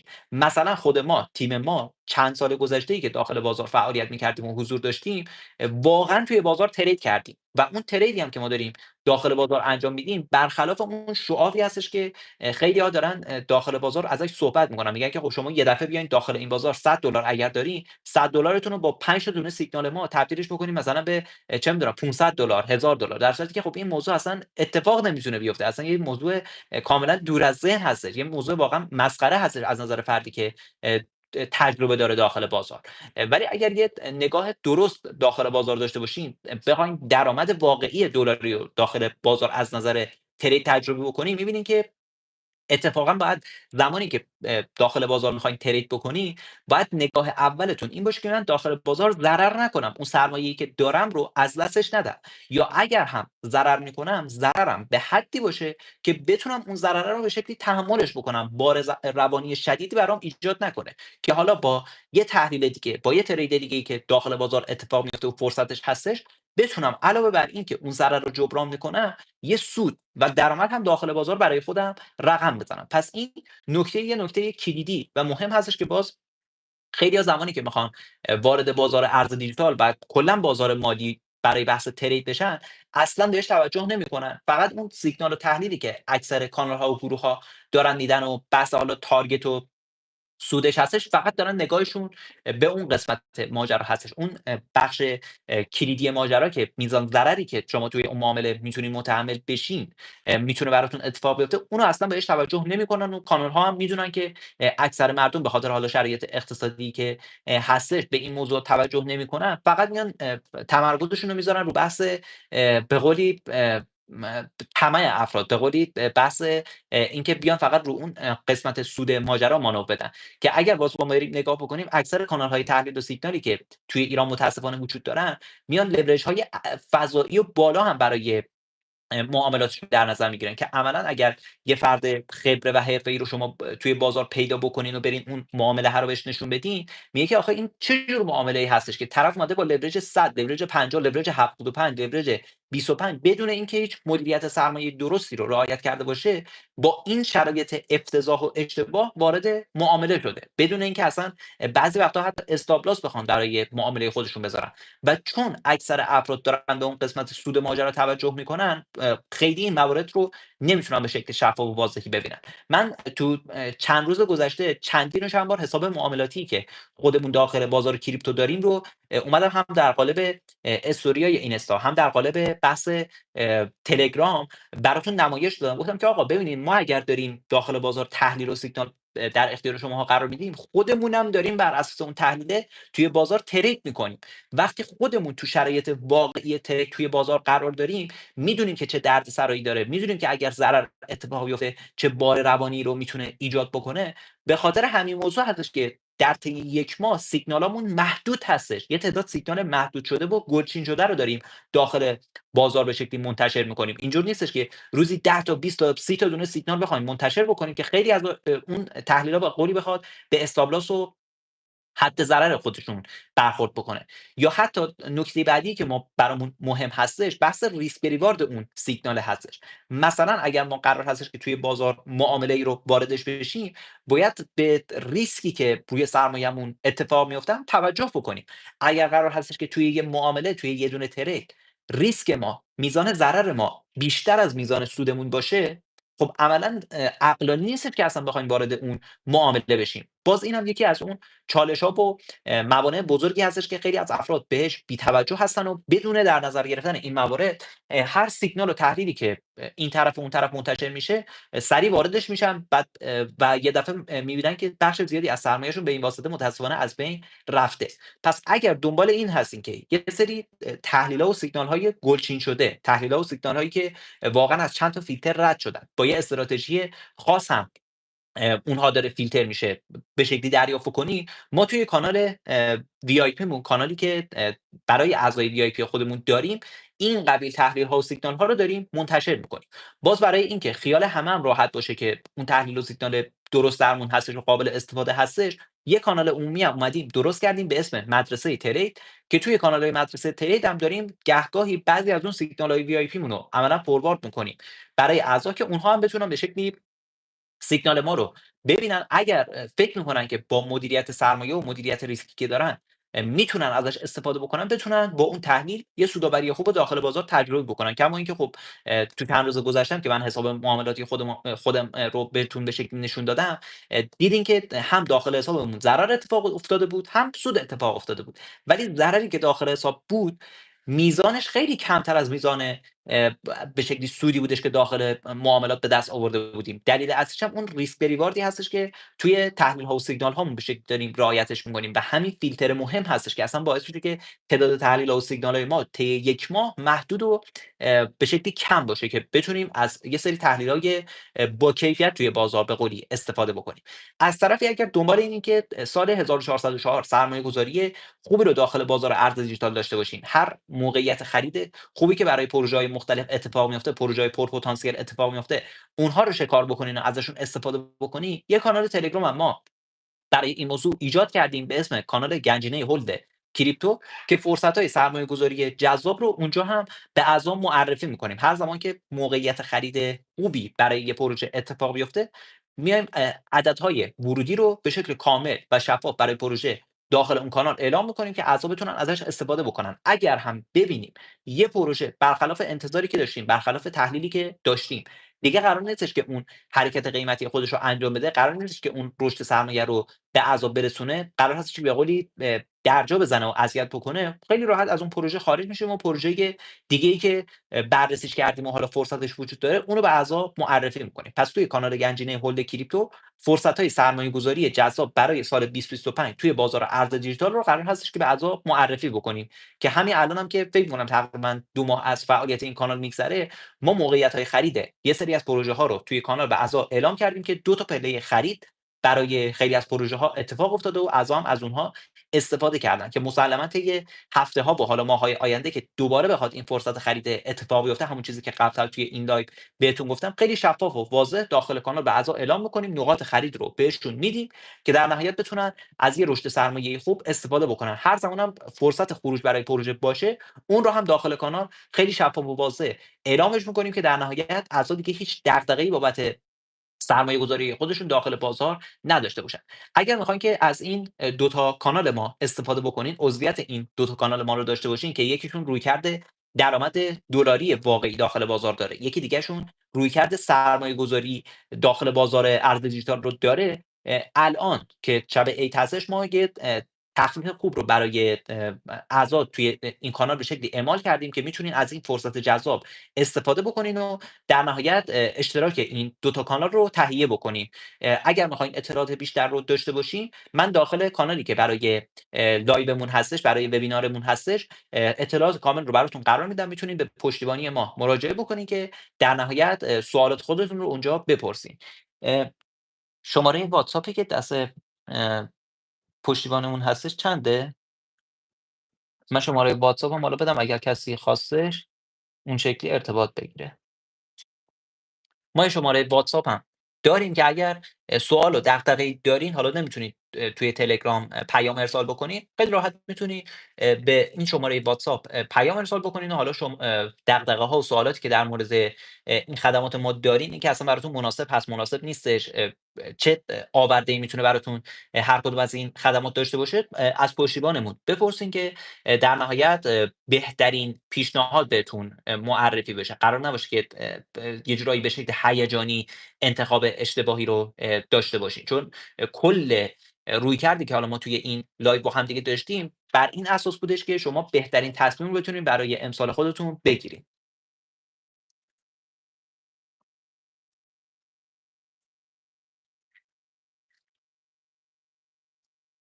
0905 سه شماره آخرش رو 539. خب. شماره واتساپمون اگر میخواین یادداشت بکنین 0900 5539 هستش که میتونین داخل واتساپ به این شماره پیام ارسال بکنین. داخل تلگرام ما با همین شماره فعال هستیم که البته آیدی امید طلبه آندرلاین سیگنال هستش که باز اونجا هم میتونین سوالات خودتون رو مطرح کنین. ولی اگر به هر دلیلی توی تلگرام نمیتونین پیام ارسال بکنین، حالا اکانتتون محدود شده، داخل واتساپ میتونین به این شماره پیام‌های خودتون رو ارسال بکنین. شماره هم خیلی روند هستش. دوباره هم اگر خواستین بهتون میگم 0900 5539.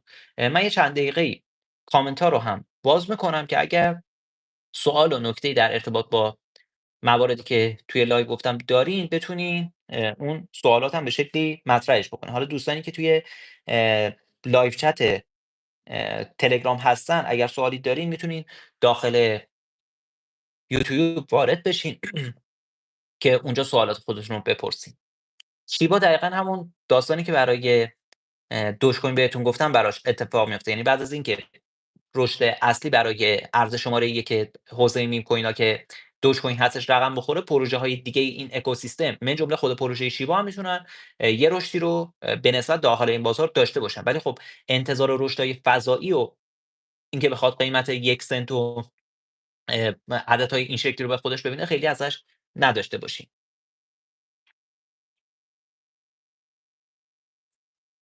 دات من خیلی باهاش نیستم. پروژه‌های بهتر از دات رو کلًا اه، ترجیح میدم که واردشون بشم. نمیگم رشد نمیکنه ها، به این نکته دقت داشته باشین. رشد میکنه ولی پروژه‌های جذابتری از نظر حالا فاندامنتالی، از نظر تحلیل آنچینی هستن که من ترجیح میدم وارد اونا بشم. کاردانو هم به همین شکل. البته که الان یه سری خبرها هستش که هاسکینسون حالا داره توی دولت آمریکا یه مقدار فعالیت میکنه، ولی از نظر دیتای آنچینی آنچنان جذابیتی من هنوز در ارتباط باهاش ندیدم. درسته که حالا حتی ترامپ اومد راجبش صحبت کرد، گفتش که ما می‌خوایم ارز کاردانو رو در کنار چند تا ارز دیگه به ذخایر استراتژیک خودمون اضافه بکنیم. ولی هنوز از نظر دیتای آنچینی اون شرایط جذابی که من انتظارش رو دارم براش اتفاق نیفتاده. باز این پروژه هم میتونه رشد بکنه ها، ولی باید ببینیم که تا چه حد میتونه این رشد به خودی ادامه دار باشه. پروژه فانتوم یا سونیک جدید که ریبرندینگ کرد و تغییر نام هم داده، همچنان پروژه خوبیه، میتونه پتانسیل رشد جذابی رو برای امسال داشته باشه.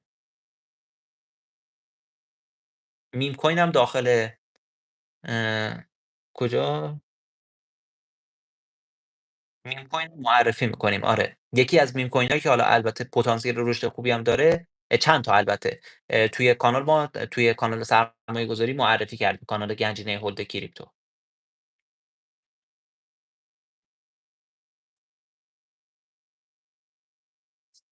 نات کوین الان نمودار قیمتیش جلوم نیستش که حالا عدد دقیق بهتون بگم که تا کجا ریزش میکنه. حالا من نمودارش رو الان باز بکنم.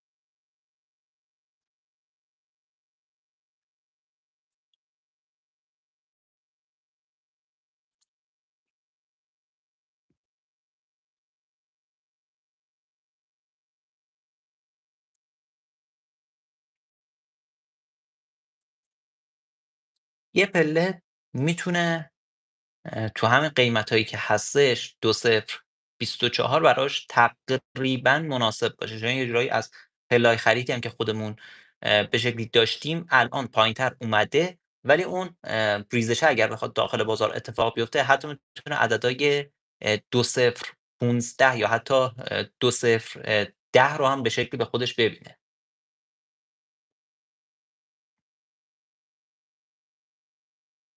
لایت کوین هم رشد میکنه به خاطر حالا خبرهایی که در ارتباط با تایید ETFاش هستش. این پروژه هم پتانسیل رشد داره.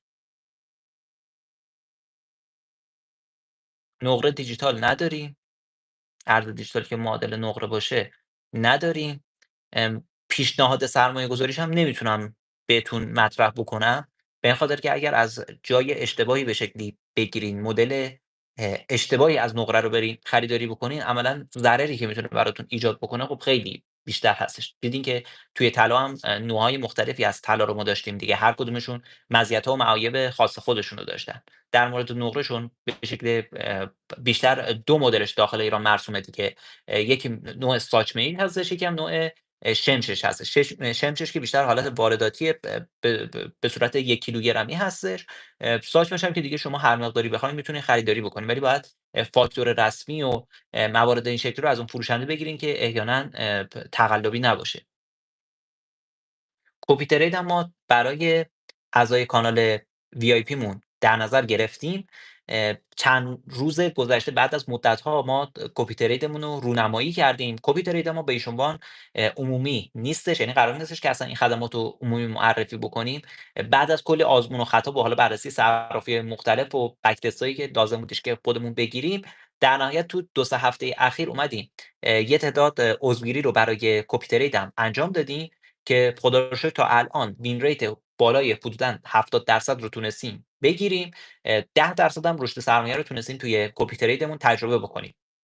که باز بر اساس همون تحلیل‌ها و سیگنالایی هستش که داخل VIP داریم میذاریم که باز تاکید میکنم خودمون هم داریم بر اساس اون تحلیل‌ها وارد معامله میشیم که دیگه اون کپی تریده دیگه نمایش به شکلی دستاوردمون هستش دیگه.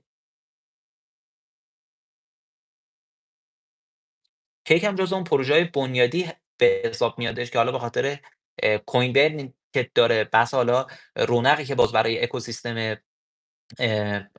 بایننس اسمارت چین اتفاق افتاده، میتونه رشدهای خوبی رو تو این دوره زمانی به خودش ببینه. تو دسته دکسا طبقه بندی میشه و حالا برای اکوسیستم بایننس اسمارت چین.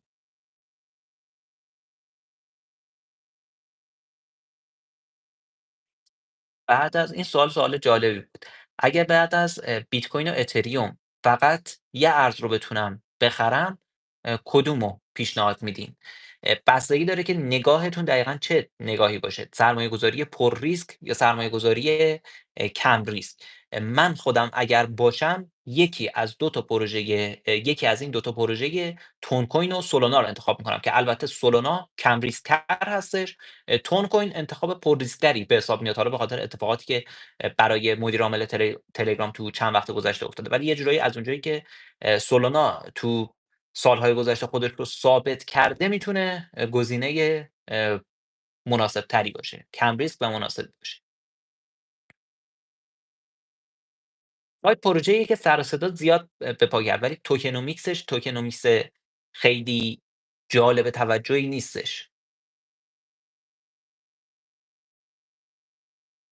الان میتونین طلا بخرین. مخصوصا طلایی که نوع دیجیتال هست، با توجه به اینکه خب قیمت تتر هم یه جورایی به نسبت قیمت دلار کاهش رو داشته، میتونه برای یه پله خرید به نسبت مناسب باشه. حداقل تا اون طرف سال که بخواد دوباره قیمت تتر و دلار افزایشی بشه، شما حداقل رو قیمت دلاریش سودتون رو میتونین ببرین تا حد زیادی. ولی اون تارگت هایی که برای اونس جهانی طلا گفتم تو 6 ماهه اول امسال به قولی میتونه اتفاق بیفته. برای وارد شدن به کانال VIP یا حالا کانال گنجینه هولد کریپتو بهتون گفتم میتونین به پشتیبانی ما پیام ارسال بکنین به همین شماره‌ای که برای واتساپ بهتون گفتم: 0900 5000 539 که اه، توضیحات کامل رو اونجا براتون ارسال بکنن. یا میتونید به یکی از این 2 تا آیدی تلگرامی پیام ارسال بکنید: امید فدوی آندرلاین ساپورت، امید فدوی آندرلاین سیگنال، که 2 تا آیدی تلگرامی هم داخل تلگرام فعال هستش.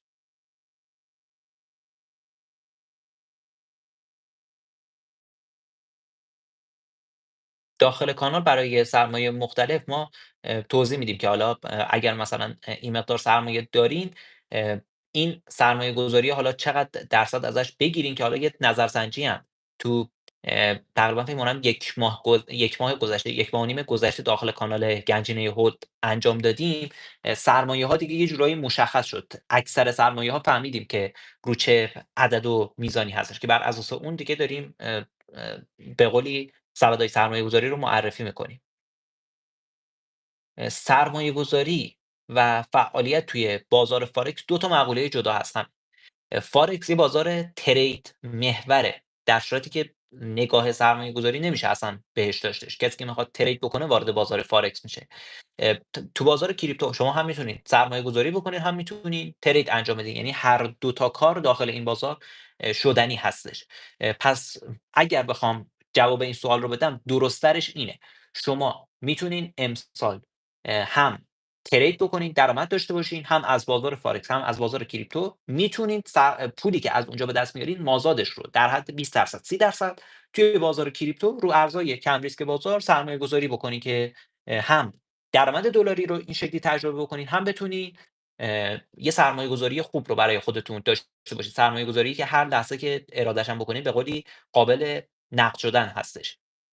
و توی کانال VIP ما قرار هستش که از نیمه دوم فروردین تحلیل و سیگنال‌های فارکس رو هم استارت بزنیم، اضافه بکنیم. قبلش یه سری آموزش‌های ورود به بازار فارکس و حالا کار با بروکر وجود داره که اونا رو هم تا اون موقع ما ضبط می‌کنیم و در اختیار اعضا قرار میدیم که وقتی تحلیل و سیگنال بازار فارکس رو بهشون میدیم دیگه بتونن خیلی راحت از اونها استفاده بکنن.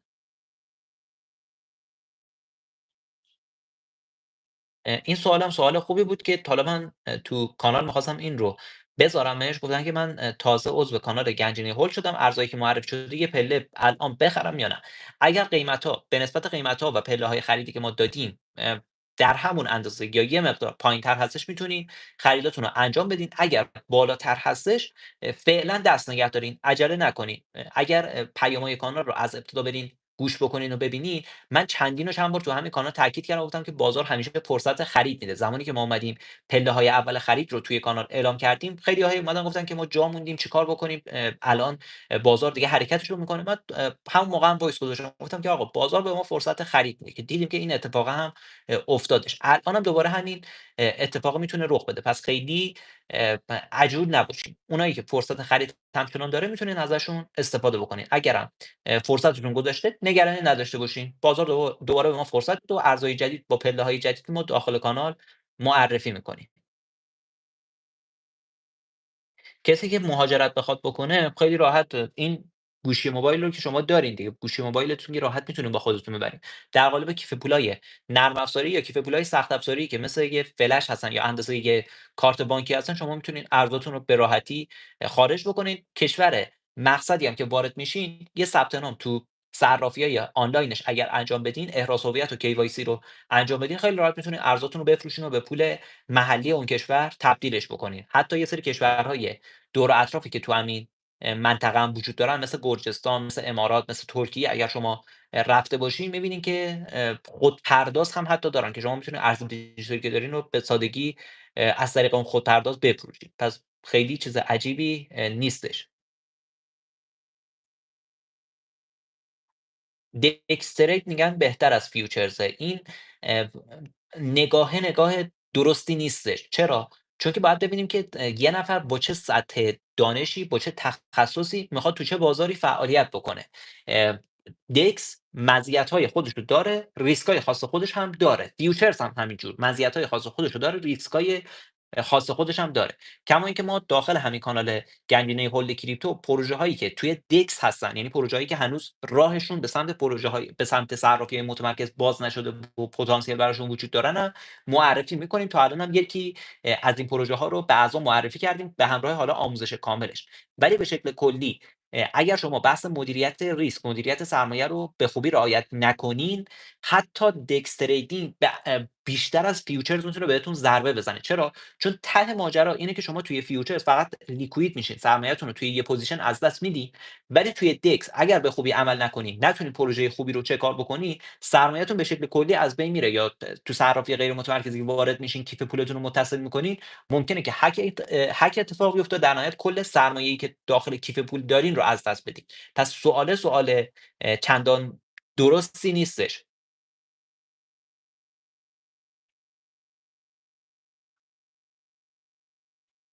همزمان میتونیم معاملات کپی تریدی که باز هستن ببینین. این داخل حساب صرافی به شکلی وجود داره، خیلی محدودیتی نیستش. صرافی اصلا این اجازه رو میده.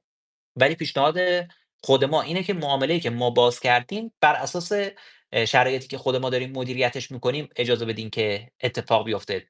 به قولی دستکاریش نکنیم. مگر اینکه حالا یه سری باگ‌ها و حالا محدودیت‌هایی که توی حساب بحث حالا خود صرافی و بحث کپی تریدش اتفاق میفته، اونا رو دیگه بخواد اعمال بشه دیگه. یعنی عملاً معامله‌ای که ما داخل حسابمون میبندیمش روی حساب شما بسته نشه، یا مثلا اگر ما سیو سود می‌کنیم روی حساب شما اون سیو سوده اتفاق نیفته. یه سری محدودیت این شکلی هستش. لجر رو من خیلی توصیه نمی‌کنم. ترجیح میدم آموزشی براش ضبط نکنم. من چند سال گذشته خودم از لجر استفاده می‌کردم ولی الان به هیچ عنوان ازش استفاده نمی‌کنم. کیف پول سخت افزاری جالبی به نظر من نیستش. بهترین کیف پول سخت افزاری که الان می‌تونی استفاده بکنی خود کیف پول سیف‌ال هستش. هم نسخه نرم افزاری داره، هم نسخه سخت افزاری داره. نسخه سخت افزاریش فقط یه آآ چیز شما می‌گیرین، یه سخت افزاری می‌گیرین شبیه کارت هستش، یه مقدار حالا قطرش بیشتر هستش، هم ارزهای بیشتری رو پشتیبانی میکنه، هم کار باهاش خیلی ساده‌تر هستش، هم تو سایت‌های مختلفی این کیف پول پشتیبانی میشه. خیلی ساده‌تر و بی دردسر هستش. نسخه جدید هر کیف پول رو خریداری بکنید.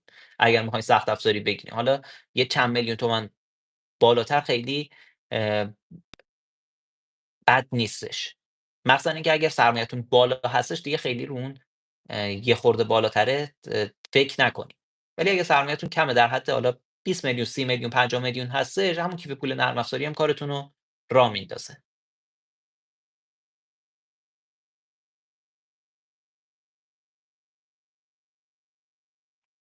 ارزایی که 2 پله براشون دادیم شما یه پله الان میتونین بگیرین ولی یه پله‌ای که حالا یه کوچولو سنگین‌تر هستش. نه اینکه به اندازه 2 پله بیاین خریداری بکنین. چون میگم بازار همیشه فرصت میده و میشه از فرصت‌های جذاب‌تری که هستش به قولی استفاده کرد.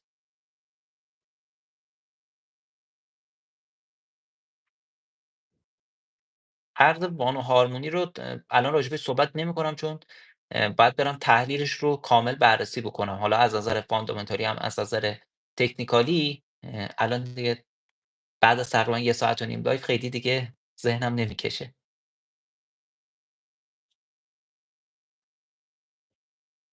ما استراتژی معاملاتیمون به شکل اسمارت مانی برای بازار کریپتو هستش، برای بازار فارکس هم استراتژی معاملاتی خودمون رو دیگه اومدیم توسعه دادیم و بک تست‌های مختلف ازش گرفتیم که حالا تو کانال منتورینگ نمیدونم حالا عضو هستین یا نه، اونجا اومدیم بک تستا و حالا مواردی که هستش رو به شکل کامل و شفاف قرار دادیم. تو بازار فارکس هم ما بر اساس استراتژی خودمون که حالا کاستومایزش کردیم تو چند سال گذشته، داریم معاملات رو انجام میدیم که حالا اون چیزی که شما به عنوان لایو ترید توی کانال عمومی و همینجور کانال مدرسه ترید تا الان از ما دیدین، به شکل معاملات اسکلپ و فست اسکلپ بود که البته لازمش اینه که شما تبحر و تخصص لازم رو داخل بازار و حالا بورس نزدک داشته باشین که بتونین از اون قبیل معاملات استفاده بکنین. اون چیزی که ما می‌خوایم توی کانال VIP به شکلی اضافهش بکنیم و تحلیل و سیگنالش رو بدیم، این مدل سیگنالای اسکلپ و فست اسکلپ نیستش چون اکثر اعضا نمیتونن اصلا از این مدل تحلیل‌ها به شکلی استفاده بکنن، جا میمونن و این حس جا موندنه در نهایت باعث میشه که تصمیمات اشتباهی بگیرن. ما یه سری تحلیل‌ها و سیگنالایی که یه مقدار تایم فریمشون بزرگتر هستش، به شکل حالا تایم فریم‌های بعضا 1 ساعته، 4 ساعته یا 1 روزه هستش، اونا رو داخل کانال VIP مون در ارتباط با فارکس منتشر می‌کنیم که دیگه همه اعضا بتونن به شکلی استفاده بکنن و اون حس جا موندنه براشون اتفاق نیفته.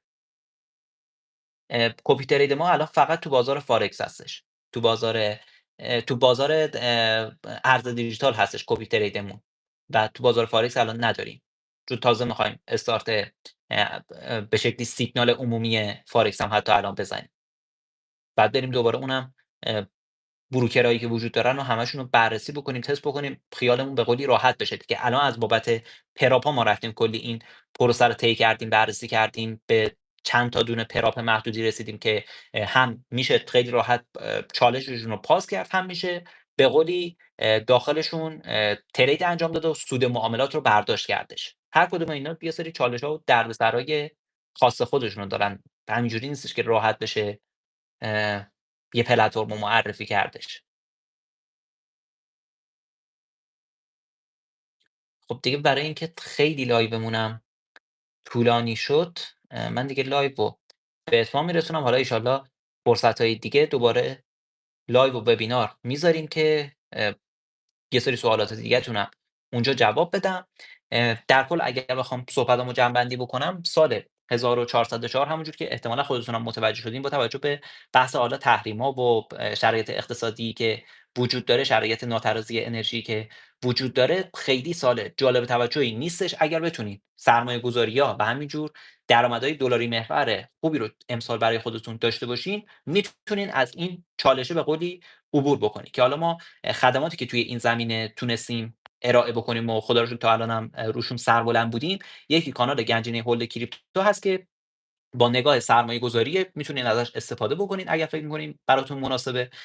خدماتی هم که عنوان درآمد دلاری محور خودمون هم داریم توی این بازار فعالیت می‌کنیم، هم بازار فارکس هم بازار کریپتو، توی کانال VIP سیگنالمون هستش که اگر فکر می‌کنین اون خدمات براتون مناسبه میتونین اون رو تهیه بکنین.